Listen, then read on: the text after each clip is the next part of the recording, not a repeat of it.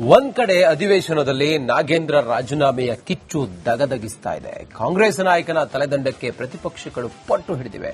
ಅಂಥದ್ರಲ್ಲಿ ಸಿಲುಕಿರೋ ಸರ್ಕಾರ ಇಂದು ಸಚಿವ ಸಂಪುಟ ಸಭೆಯನ್ನ ನಡೆಸುವುದಕ್ಕೆ ಮುಂದಾಗಿದೆ.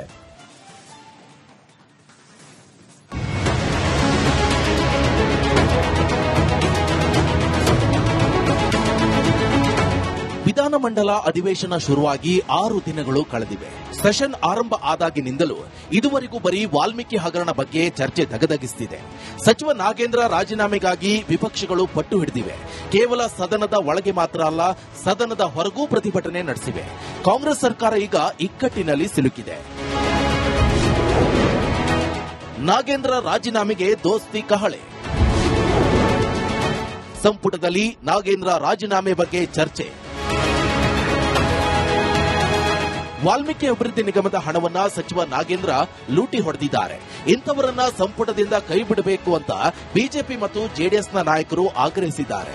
ಅಧಿವೇಶನದಲ್ಲಿ ಕಲಾಪ ನಡೆಯಲು ಬಿಡದೆ ಪಟ್ಟು ಹಿಡಿದಿದ್ದಾರೆ. ಹೀಗಾಗಿ ಗಂಭೀರ ವಿಷಯಗಳು ಸದನದಲ್ಲಿ ಚರ್ಚೆಯಾಗದೆ ಸಮಯ ವ್ಯರ್ಥವಾಗ್ತಾ ಇದೆ. ಹಾಗಂತ ಸಚಿವ ನಾಗೇಂದ್ರರನ್ನ ಸಂಪುಟದಿಂದ ಕೈಬಿಟ್ರೆ ವಾಲ್ಮೀಕಿ ಸಮುದಾಯದ ವಿರೋಧ ಕಟ್ಟಿಕೊಳ್ಳಬೇಕಾಗುತ್ತೆ.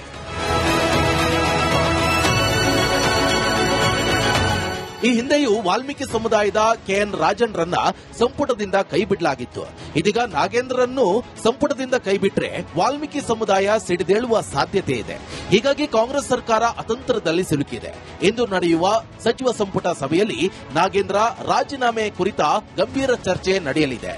ಸಚಿವರ ಅಭಿಪ್ರಾಯ ಪಡೆದು ನಾಗೇಂದ್ರರನ್ನ ಸಮರ್ಥಿಸಿಕೊಳ್ಳೋದಾ ಅಥವಾ ಮಂತ್ರಿಮಂಡಲದಿಂದ ಕೈಬಿಡೋದಾ ಅನ್ನೋ ಇಂದಿನ ಕ್ಯಾಬಿನೆಟ್ನಲ್ಲಿ ನಿರ್ಧಾರ ಆಗಲಿದೆ.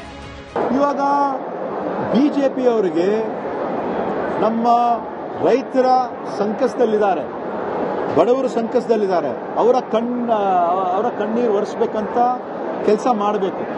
ಆದರೆ ಇವತ್ತು ಏನಾದರೂ ಒಂದು ಇಶ್ಯೂ ಹಿಡ್ಕೊಂಡು ಅವ್ರು ಈ ಥರ ಅವ್ರು ಮಾಡ್ತಾ ಇರೋದು ಸರಿನಾ? ಇವತ್ತು ಕೇಂದ್ರ ಸರ್ಕಾರದಲ್ಲಿ ಸುಮಾರು 226 ಸಚಿವರಾಗಲಿ, ಬೇರೆ ಬೇರೆ ಸಚಿವರಾಗಲಿ, ಶಾಸಕರಾಗಲಿ, ಅವ್ರ ಮೇಲೆಲ್ಲ ಕೇಸ್ ನಡೀತಾ ಇದೆ. ಅವರೆಲ್ಲ ರಾಜೀನಾಮೆ ಕೊಟ್ಟಿದ್ದಾರಾ? ಆರ್ಎಸ್ಎಸ್ ಕಾರ್ಯಚಟುವಟಿಕೆ ನಿರ್ಬಂಧಿಸಲು ಹೊಸ ಮಸೂದೆ. ವಿಧೇಯಕ ಜಾರಿಗೂ ಮುನ್ನ ನಿಯಮಗಳ ಪರಿಶೀಲನೆ. ಆರ್ಎಸ್ಎಸ್ ವಿರುದ್ಧ ಕಾಂಗ್ರೆಸ್ ಸರ್ಕಾರ ಸಮರ ಸಾರಿದೆ. ಸಂಘದ ಕಾರ್ಯಚಟುವಟಿಕೆ ಬ್ಯಾನ್ ಮಾಡಲು ಹೊಸ ಕಾನೂನು ತರಲು ಹೊರಟಿದೆ. ಇದಕ್ಕಾಗಿ ಇದೇ ಅಧಿವೇಶನದಲ್ಲಿ ಸಾರ್ವಜನಿಕ ಪ್ರದೇಶ ಪ್ರವೇಶ ನಿಯಂತ್ರಣ ವಿಧೇಯಕ ಮಂಡನೆಗೆ ಸಜ್ಜಾಗಿದೆ. ಆದರೆ ಅದ್ಯಾಕೋ ಏನೋ ವಿಧೇಯಕವನ್ನ ಮತ್ತೊಮ್ಮೆ ಪರಿಶೀಲಿಸಲು ಸರ್ಕಾರ ಮುಂದಾಗಿದೆ. ಇಂದಿನ ಕ್ಯಾಬಿನೆಟ್ ಮೀಟಿಂಗ್ನಲ್ಲಿ ಮತ್ತೊಮ್ಮೆ ವಿಧೇಯಕದ ಸಾಧಕ ಬಾಧಕಗಳ ಬಗ್ಗೆ ಚರ್ಚೆ ನಡೆಯಲಿದೆ. ಕೆಪಿಎಸ್ಸಿ ಮಾಜಿ ಅಧ್ಯಕ್ಷ ಶಿವಶಂಕರಪ್ಪ ಸಾಹುಕಾರ್ ಪರ ಕೋರ್ಟ್ ಆದೇಶದ ಬಗ್ಗೆಯೂ ಇಂದಿನ ಕ್ಯಾಬಿನೆಟ್ನಲ್ಲಿ ಚರ್ಚೆ ನಡೆಯಲಿದೆ. ಈಗಾಗಿರುವ ತಾಂತ್ರಿಕ ಲೋಪ ಸರಿಪಡಿಸಿ ಮತ್ತೊಮ್ಮೆ ಸಾಹುಕಾರ್ ಅನುಮತಿಗೆ ಸಂಪುಟದಿಂದ ಶಿಫಾರಸು ಮಾಡುವ ಸಾಧ್ಯತೆ ಇದೆ. ಹೀಗಾಗಿ ಕ್ಯಾಬಿನೆಟ್ಗೆ ಮತ್ತೊಮ್ಮೆ ಈ ವಿಷಯ ಮಂಡಿಸಲು ಸರ್ಕಾರ ಮುಂದಾಗಿದೆಯಂತೆ. ಕಾನ್ಸ್ಟಿಟ್ಯೂಷನಲ್ ಬಾಡಿ ಇದೆ, ತೆಗಿಲಿಕ್ಕೆ ಅಧಿಕಾರ ಇದೆಯಾ ನಮಗೆ? ನೀವೇ ಹೇಳಿ. ಸದನದಲ್ಲಿ ಚರ್ಚೆ ಮಾಡಿದಾಗ ನಾನೇನ್ ಹೇಳಿದೆ, ಎಲ್ಲ ರಾಜ್ಯಗಳು ಬರಲಿ, we are open, will make one legislation, ಒಂದು ಶಾಸನ ಮಾಡಿಬಿಟ್ಟು ಇದು ಸ್ಟೇಟ್ ಕಮಿಷನ್ ಅನ್ನೇ ತೆಗೆಯೋಣ. ಕೆಇಎ ಇದೆ, ಬೇರೆಯವ್ರ ಮುಖಾಂತರ ಮಾಡಿಸಬಹುದು. ಈಗ ನಾನೇನ್ ಹೇಳ್ತಾ ಇರೋದು, ಯಾವಾಗ ಬೇಕಾ ಅವಾಗ ಕೆಪಿಎಸ್ಸಿ ಅಧ್ಯಕ್ಷರು ಬಿಜೆಪಿ ಅವರು, ಯಾವಾಗಿಲ್ಲ ಅವಾಗ ಕಾಂಗ್ರೆಸ್ನವರು. ಅದೇನಾಗ್ತದೆ? ಮೆಂಬರ್ ಮಾಡಿದ್ದವರು, ಅಧ್ಯಕ್ಷರು ಮಾಡಿದ್ದವರು, ವಿಜೇಂದ್ರ ಅವ್ರ ಫೋಟೋ ಇರೋದು ಅವ್ರ ಮನೆಯಲ್ಲಿ, ಆದ್ರೆ ಪ್ರಶ್ನೆಗೆ ಉತ್ತರ ಕೊಡಬೇಕಾಗಿರೋದು ಮಾತ್ರ ಕಾಂಗ್ರೆಸ್ನವರು. ಅದೇಂಗೆ? ಅತಿವೃಷ್ಟಿ ಅನಾವೃಷ್ಟಿ ಬಗ್ಗೆ ಸಂಪುಟದಲ್ಲಿ ಚರ್ಚೆ. ಈಗಾಗಲೇ ಸಚಿವರು ಜಿಲ್ಲೆಗಳಿಗೆ ಭೇಟಿ ನೀಡಿ ಬರ ಅಧ್ಯಯನ ನಡೆಸಿದ್ದಾರೆ. ಈ ಬರ ಅಧ್ಯಯನ ಸಂಬಂಧ ಚರ್ಚೆ ನಡೆಸಿ ಕೇಂದ್ರಕ್ಕೆ ವರದಿ ಕಳಿಸುವ ಸಂಬಂಧ ಸಂಪುಟ ಸಭೆಯಲ್ಲಿ ಚರ್ಚೆ ನಡೆಯುವ ಸಾಧ್ಯತೆ ಇದೆ. ಈಗಾಗಲೇ ಶಾಸಕ ಕೋನರೆಡ್ಡಿ ಸೇರಿ ಹಲವರು ಬರಗಾಲ ಸಂಬಂಧ ಸರ್ಕಾರದ ಗಮನ ಸೆಳೆದಿದ್ದಾರೆ. ಜೊತೆಗೆ ಮೋಡ ಬಿತ್ತನೆ ಮಾಡುವಂತೆ ಆಗ್ರಹಿಸಿದ್ದಾರೆ.